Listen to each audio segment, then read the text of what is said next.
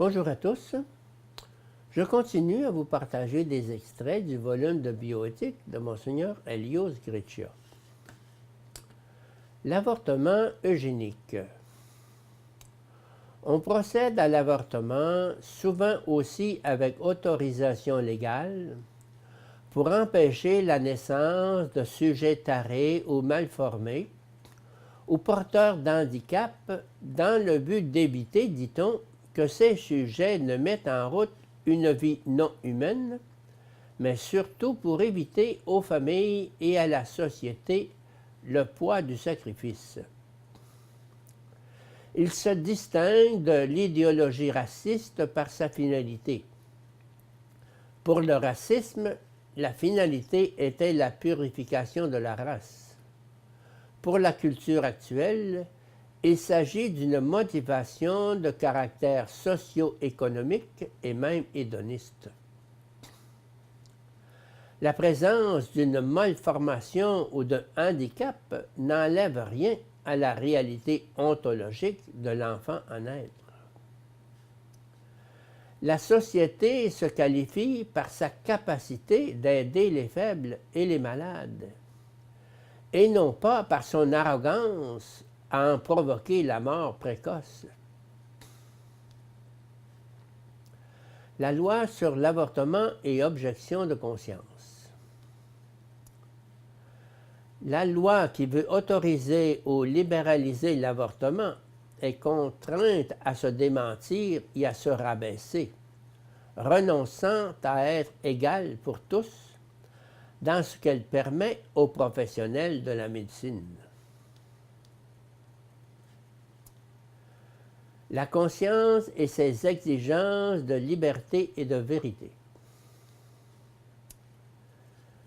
La vérité objective lie la raison lie la conscience.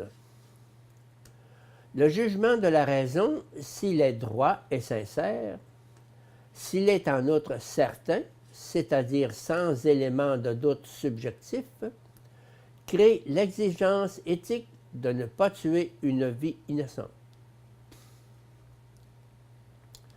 Dans le jugement pratique de la conscience, qui impose l'obligation à la personne d'accomplir un acte déterminé, se révèle être le lien entre la liberté avec la vérité. C'est précisément pour cela que la conscience s'exprime avec des actes de jugement qui reflètent la vérité sur le bien et non comme décision arbitraire. Le degré de maturité et de responsabilité de ces jugements se mesure non par la délibération de la conscience par rapport à la vérité objective, en vue d'une prétendue autonomie des décisions personnelles, mais au contraire, par une pressante recherche de la vérité et dans l'action, par la remise de soi à la conduite de cette conscience. Il faut obéir à Dieu plutôt qu'aux hommes. Normativité de la loi et lien de la conscience. La notion de bien commun ne doit pas être comprise dans le sens du bien de la majorité, ce serait une dictature, mais comme la recherche des conditions grâce auxquelles chaque personne peut réaliser son propre être et sa propre vie. La loi doit créer les conditions objectives pour la moralité de chacun, pour la réalisation de chaque personne. 1. La loi doit défendre la vie de tous, en particulier des plus vulnérables et des plus innocents. Si la loi ne crée pas cette condition qui est celle de vivre, elle n'est plus une loi et elle devient inique. Elle doit être combattue avec tous les moyens légitimes par tous et au nom de ceux qui ne peuvent pas se défendre. 2.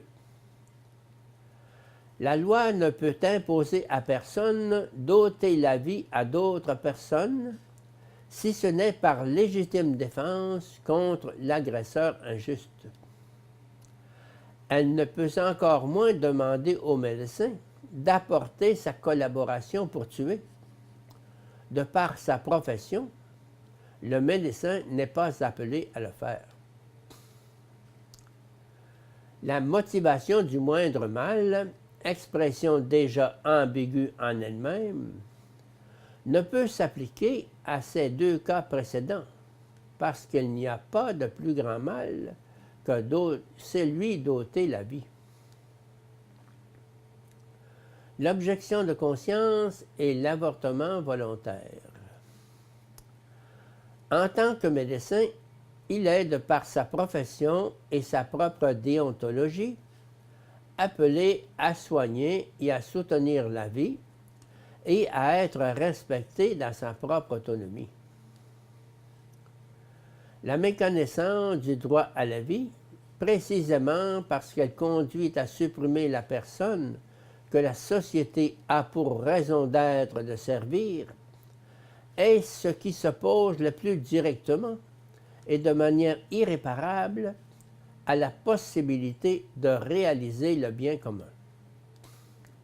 Il s'ensuit que lorsque une loi civile légitime l'avortement ou l'euthanasie, elle cesse du fait même d'être une vraie loi civile qui oblige moralement.